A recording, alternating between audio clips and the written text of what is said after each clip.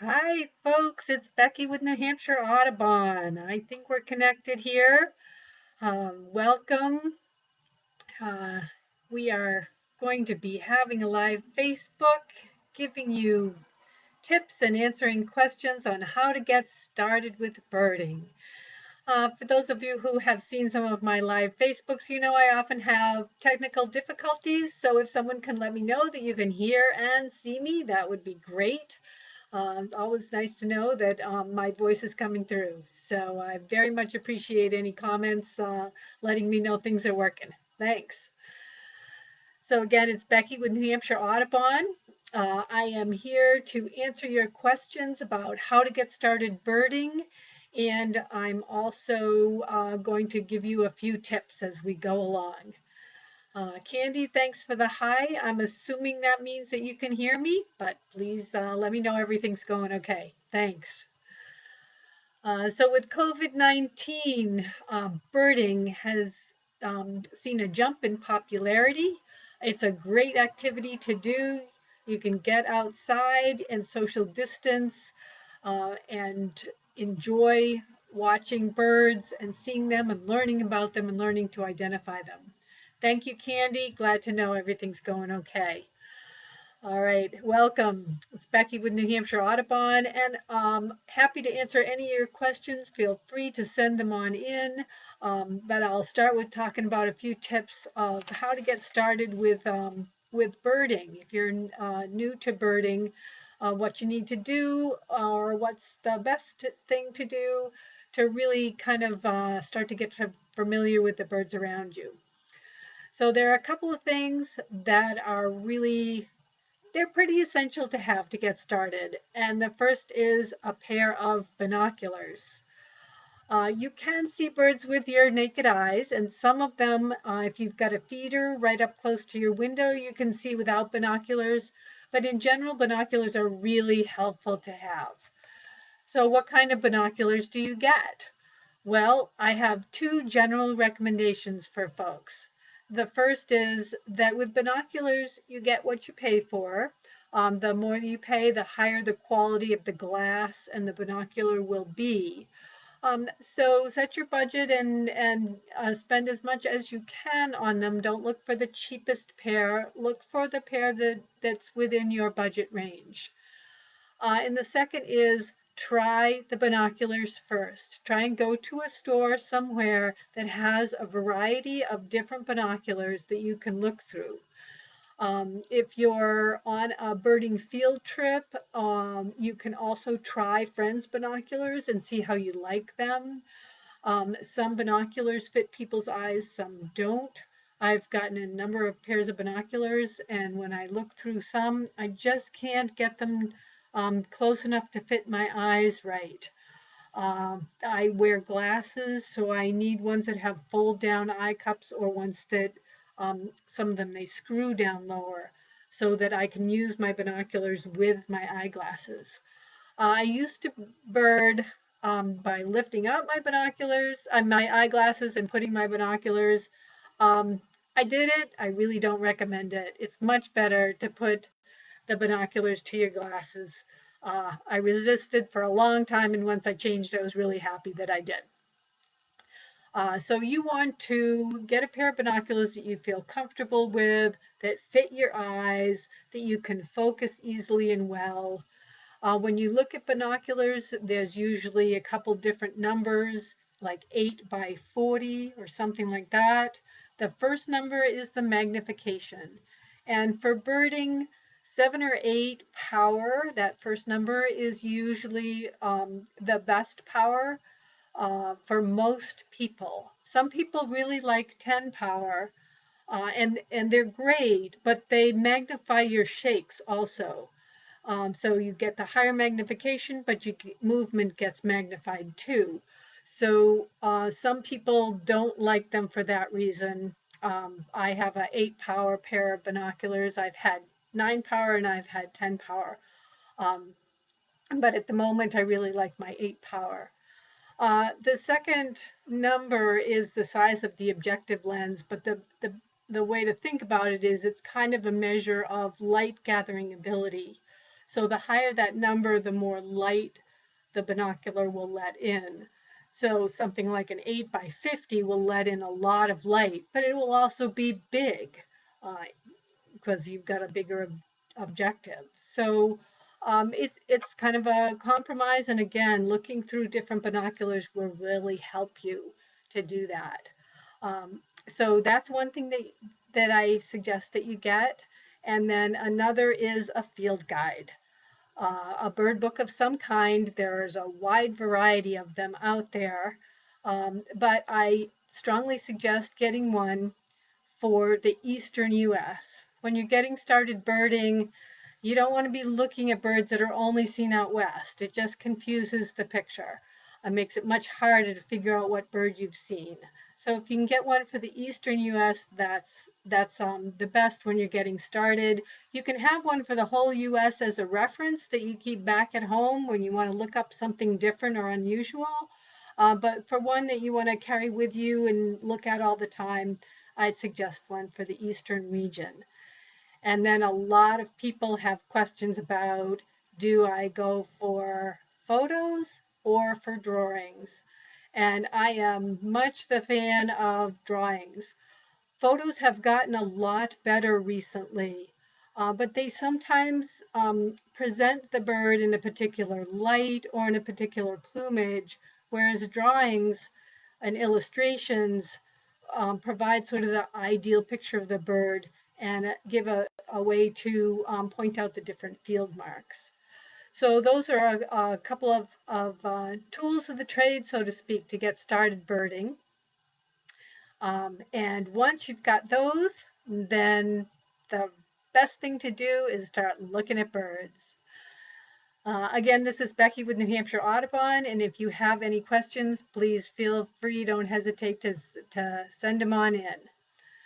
So you've got your binoculars and you've got your field guide and you're ready to get started birding. If you're having trouble finding a good field guide or some different resources, books like that, the New Hampshire Audubon Nature Store can be a good place to check. There are also some apps out there, and the Merlin app is a great bird identification app that you can download. It will also help narrow down choices for the birds in your area. So that's another great resource as well. So you've got your resources and now you're heading out birding. And so where are the birds?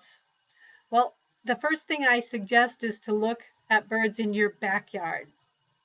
If you have bird feeders, it is a real great opportunity to have a chance to study birds while they're sitting there. So most of you are probably pretty familiar with the birds that you would see at your feeder. But they're great ones to study because then you can become familiar with them. And then you can venture farther afield into other areas or different parts of your backyard or your property. Um, um, Conservation areas, New Hampshire Audubon sanctuaries can be great places to go, community gardens, any road that you can walk along can have great birds. Even in my neighborhood here in Concord, I've had some fantastic birds. So just getting out and looking around. One thing that can be really frustrating is that somebody will go out on a property and they'll report all kinds of birds, and you walk around and you don't see any. Well, for a lot of us, we are listening to birds and we're birding by identifying birds by ear. That can be challenging, but there are some common ones that you can hear often. So I encourage you to listen as well as look when you're out and about. I'll talk about a couple of the common bird songs shortly. Um, when you're looking at a bird, so what do you look for? So you see a bird and you put your binoculars up and you can't find the birds in your binoculars. It's really common and it takes a while to get used to finding birds with your binoculars. Practice on your feeders, practice anywhere, practice on the pigeons, practice on the little brown sparrows that are popping all over the place in the city. Practice on gulls at the beach. learn to spot birds with your binoculars. And one of the tricks that I use when I'm looking for birds is that I try to look for something that's near the bird that's easy to see in my binoculars. Sometimes it's a broken branch. Sometimes it might be a red leaf on a green tree, but something that's really identifiable. So when I put my binoculars up, I can find that and then move close to where the bird is. You can also look at something like a tree trunk or a branch. Follow the trunk and the branch out to where the bird is. Do the same thing with your binoculars. So follow with your eyes, find the path out, and then follow with your binoculars. It takes a little while to get the hang of finding birds. And one of the other things I didn't mention about binoculars is that they have a field of view. Some of them have a wide field of view and some of them have a narrow field of view. And that means when you look through them, if they have a wide field of view, you see a wide area. And if they have a narrow one, you see only a narrow field of view. And the ones with narrow fields of view are harder to find the birds with. And if they have a wider field of view, it's easier to find the birds. So if you keep struggling with a pair of binoculars trying to find the birds, maybe check out a pair of binoculars that has a wider field of view. And once you've got your eyes on the bird, what do you look for? So I tell people to look for a couple of different things. So when you first look at the bird, what jumps out at you? Is there anything in particular that does? But then you sort of make a mental note of that. But then beyond that, start looking at what we call the field marks of the bird. And these are different features that the bird has that will help identify it. And the first thing I try and do is get a general category for the bird. So what you'll try doing is looking at the bill. Is it long and pointed? Is it short and fat? Don't worry about sort of really precise descriptions. Just look at the general shape of it. Look at the general size of the bird, but compare it to another bird that you know. So don't worry about it's 7 inches, 8 inches. That's incredibly difficult to figure out when you're looking through binoculars. Look and see, does it look like a chickadee? Same size as a chickadee or a small sparrow? Does it look the same size as something like a blue jay, a little bigger? Is it as big as a gull? Is it really big and tall like a heron? Get a general impression of the size. And then take a look at its legs. Are the legs long? Are they short? Take a look at the tail. Is it long or is it short? And definitely look at the color, but color can be really deceiving and it can be complicated. Birds may have different colors in different stages in their life. So you want to look and see if there are some color items that stand out. But look at all these other things as well, because sometimes the color is deceptive. A couple of other things that you can look at that are what we call field marks for the bird are wing bars. So these are white bars on their wings. So the wings are going to be along the side of the bird, and you can look for wing bars. You can look at its breast. Does it have spots on the breast or streaks on the breast, or is it just a plain colored breast? Is it a white breast? Is it a black breast? Make note of some of those features. And sometimes if you have a camera, that can be really handy to take a picture of a bird that you're struggling with, because then you can look at it again later with your field guide open. Or you can send it to somebody and say, hey, I'm struggling to identify this bird. Can you see what it is?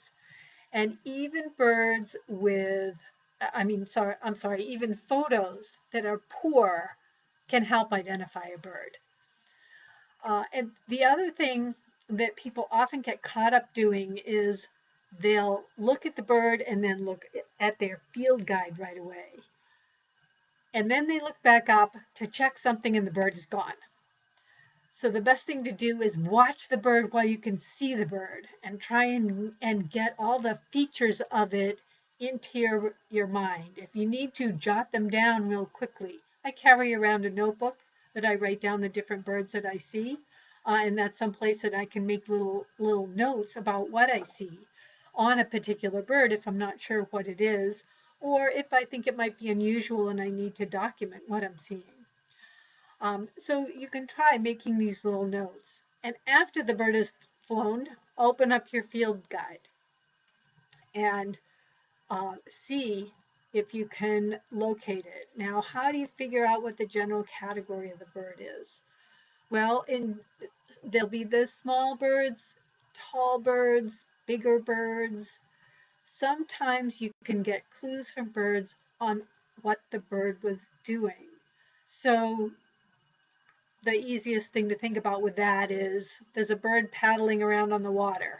Okay, it's a water bird of some kind, a duck, a grebe, coot, something like that. It's going to be one of those birds that's in the water. It's not going to be a land bird. It's that you would see walking around in the woods or flying around above the woods. So behavior sometimes will be really helpful, and habitat, just like it's in the water, it's in the field. When you're looking at a bird and you think you've identified it, and it says this bird is found on lakes and ponds and rivers, and you've got a duck and that's what it looked like, then that sounds really good. If you think that you've identified it and said this is it's and the bird you've seen is on the water, and you identify it and it says this bird is commonly found walking along the forest floor, then let's take another go at it and figure out what it is. What oftentimes has happened to me as I was learning birds was I would look at all the features, the bird would fly off, I'd open the bird book and say, oh darn, I forgot to look at the eye ring, or I forgot to look and see if it had wing bars. Um, you will forget, or you won't know to look at certain features. So you just try and make notes. It's your learning experience. Then the next time you see a bird like that, you'll know, oh, I got to look for an eye ring. Eye rings are big white rings around birds' eyes. Or you'll know I got to look and see whether it has wing bars or not. Or I got to look and see whether those spots went all the way down the belly or whether they're only at the top. So there's lots of things to look at when you're starting to learn to go birding, and you're it will be a learning process figuring out what to do, what to learn. So again, it's Becky with New Hampshire Audubon. If you have any questions, don't hesitate to send me a comment, ask a question. What do you want to know about birding or getting started? What are you getting stuck on? What do you need help with? Happy to answer any questions on that. So you're looking at your bird and you're trying to figure out what it is, and you're looking in your field guide and you think you've got it identified. Well, another thing to look at is whether the bird is found in your area. And most field guides, and any field guide that you get, should have range maps. So you can look at the range maps and see, is this bird found in this area? And if it's not found in the area, then you need to take another look, grab a picture, something like that. Oftentimes, birds can fool you, and it's most likely that you're going to see the common species. Every once in a while, there's a rare bird around, and it's very exciting when you get to see one. But if you're struggling with something, look first at birds which are expected to be in the area. You're more likely to see the horse rather than the zebra when you're birding right around in your area. So that can be a really valuable tip. And that's why I recommend field guides for a particular region to help when you're getting started, so that you have a narrow choice of what to look at, and you're not looking through West Coast birds when the majority of birds that you see are going to be from East Coast. All right. Anybody have any questions out there? Send them along. I'm looking at my notes to see what else I wanted to share with you. All right. Yep. Oh, yeah. A couple of other resources I wanted to mention. You mentioned bird books and I mentioned the Merlin app. There are quite a number of resources online, but one of the other resources that I use a lot is eBird. And eBird is someplace where you can record your bird sightings, but you can also look up different birds and you can look up birds that are seen in different regions.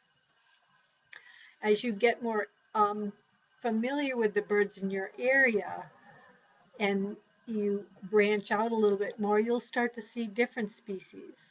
And you'll see different species in different habitats.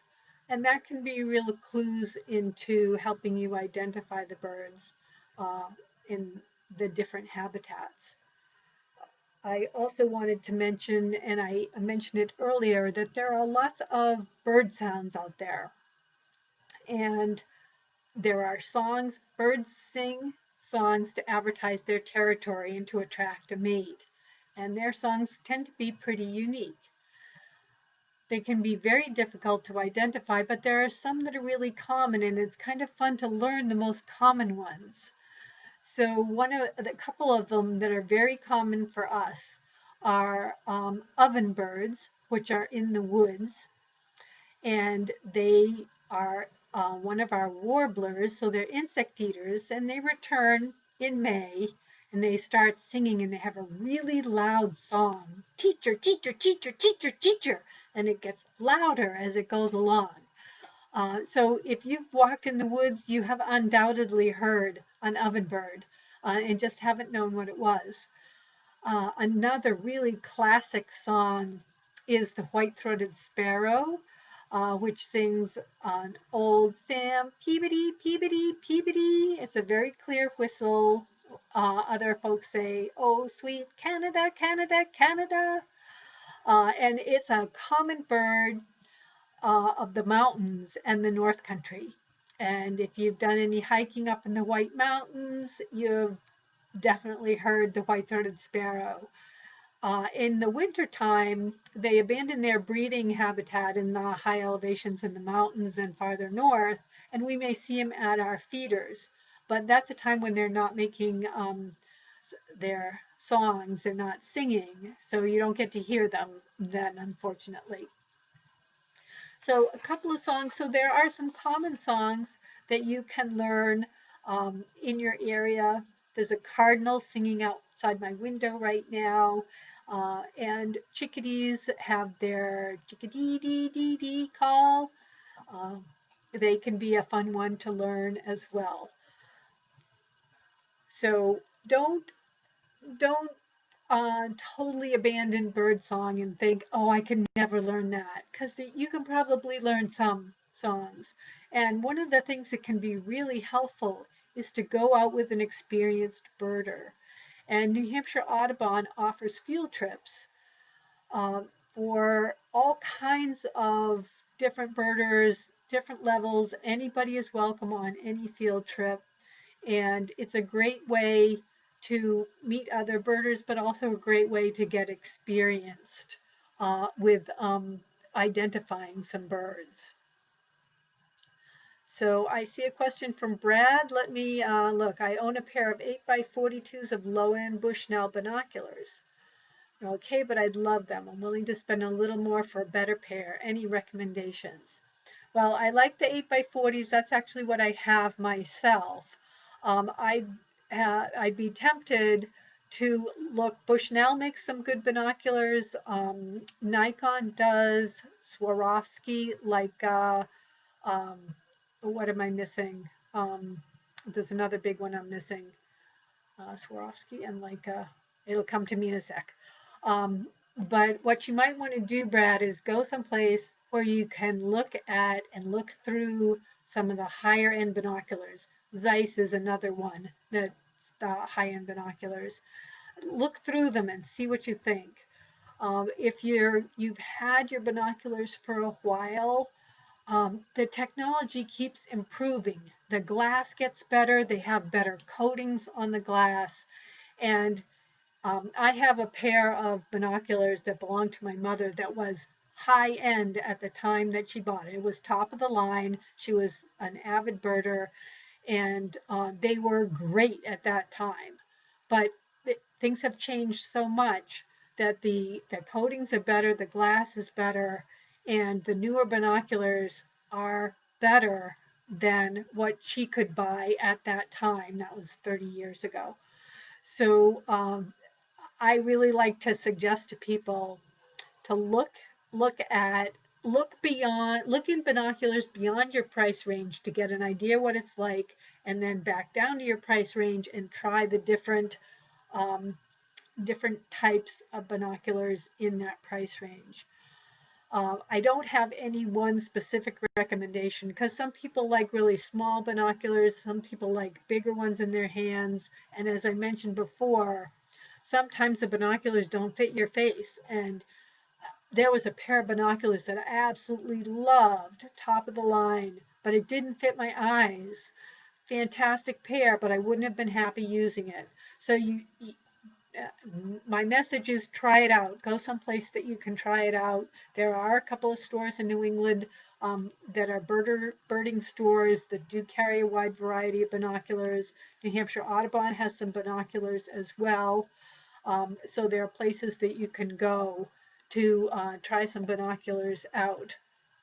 And that's what I'd say the best thing to do is.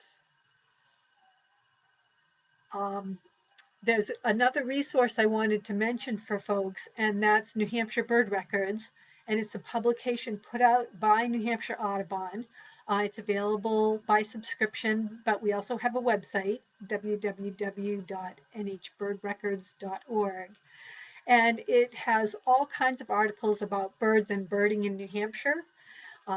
And both beginning and experienced birders will find things in there that they can learn from, and um, and it also talks about what's happened each season in the birding world of bird highlights, so you can start to get an idea for what happens in each season, what some of the unusual birds are, what some of the phenomenons are that happen uh, while while the season is while you're going through the season. So we're believe it or not about to enter the fall season. August 1st starts the fall season for birding because migration has started already.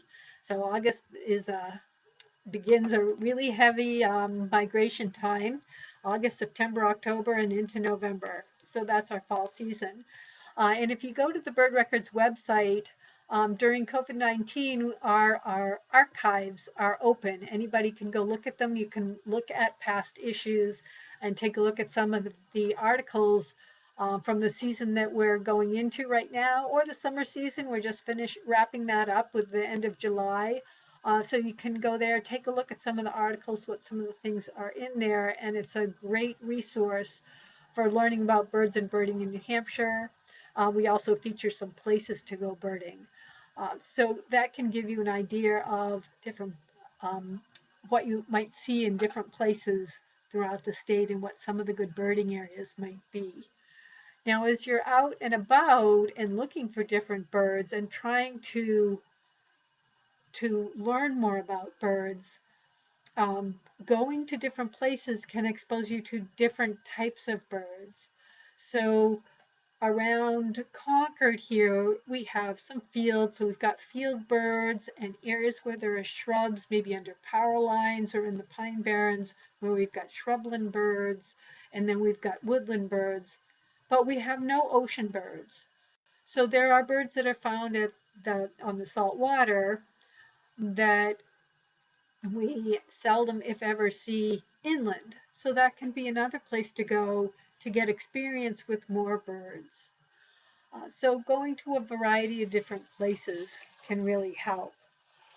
Again, it's Becky with New Hampshire Audubon. Happy to answer any questions about birds, birding, what you need to get started, what some of the frustrations are.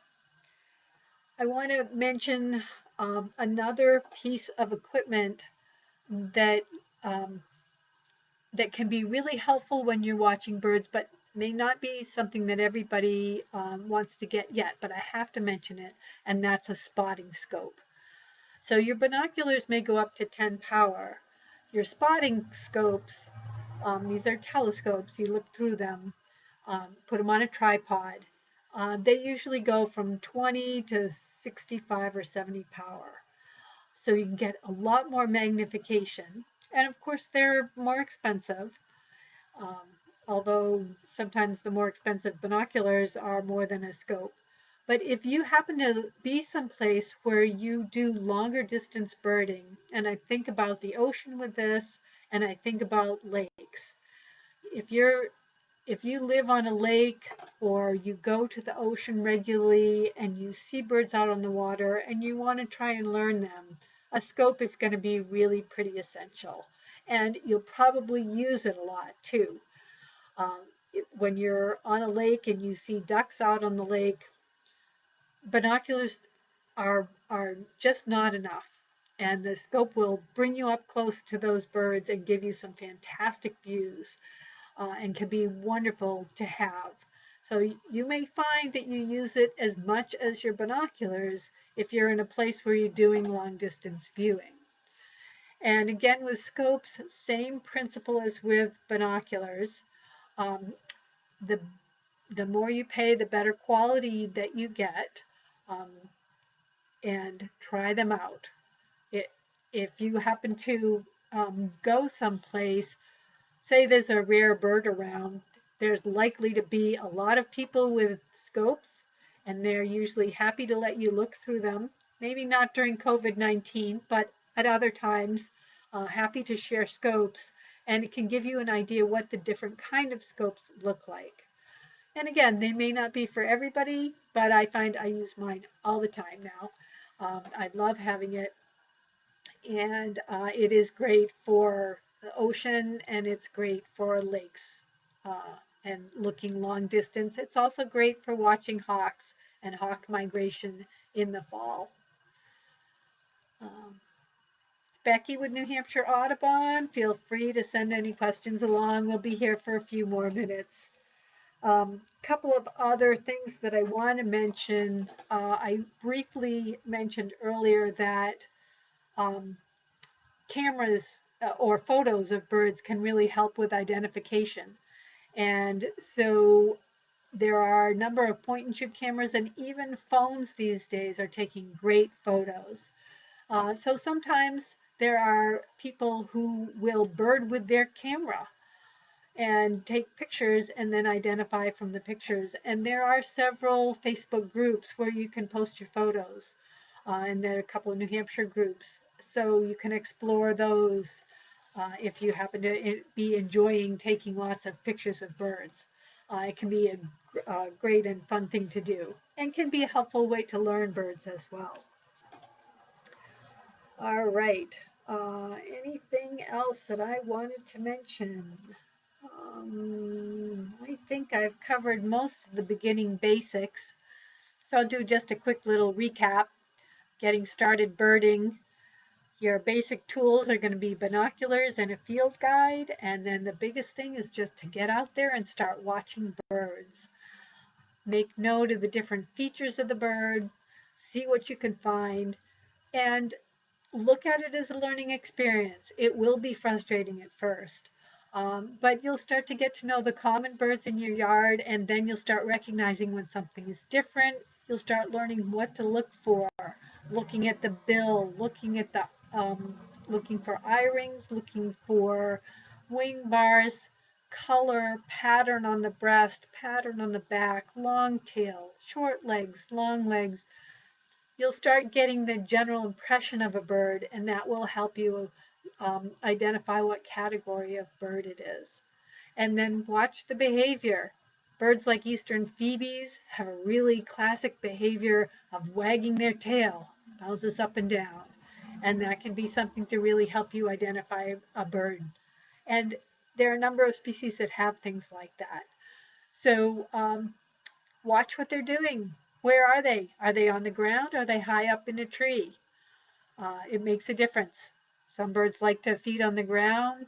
Um, I have a gray catbird coming into my yard now, and he likes to be close to the ground, not up high in a tree. So learning some of those things as you're watching different birds can really help. And you can watch your feeder birds and see where do they like to hang out and become familiar with that. So there's lots of fun watching birds. It really is enjoyable. There are beautiful birds. There are bright red cardinals. Another bright red bird is the scarlet tanager, which has black wings. And then they're constantly changing, so it gets more challenging as you dive deeper into birds and discover that that red scarlet tanager actually turns green at this time of year. And you can see a funny looking red and green bird that's your scarlet tanager. And then in the wintertime, it's all green with black wings. So you've got yet another plumage to look at. So there's always something new that you can learn. There are always great things to see. There's always new behavior that you've never seen before. And birds can just be a joy to watch and enjoy.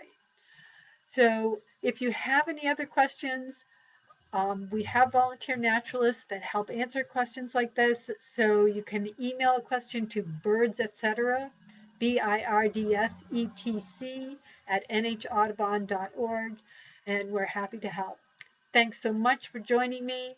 It's Becky with New Hampshire Audubon, and I hope you're able to get out there and enjoy the birds.